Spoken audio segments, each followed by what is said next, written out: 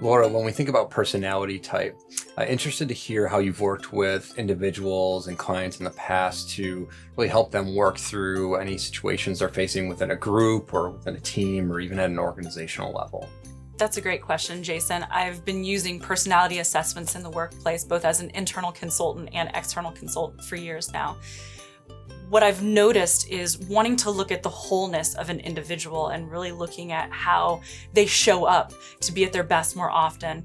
One of the go-to assessments that I use is the Pyramid Personality Integrator. It really brings it back to Jungian roots to look at individuals as not as dichotomies, but more of how do they show up.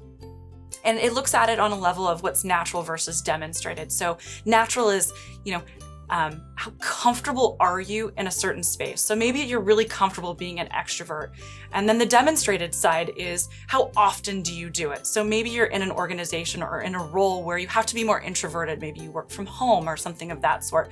So if there's a difference between how you naturally show up and then also how you demonstrate, then sometimes we see some stress. And that's a really great way, both with teams and individuals, to really dive deeper to figure out what's going on there. And then how do you make a better impact on what you're doing?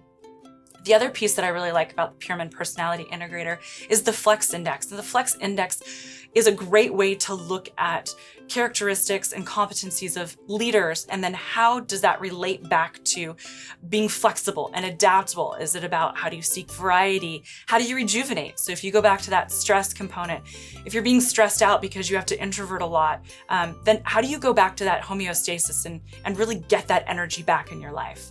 And so I look at the rejuvenation and the Flex Index along with personality to really look at a whole person and think about ways that they might be better off and be better showing up, whether it's with teams or on an individual basis.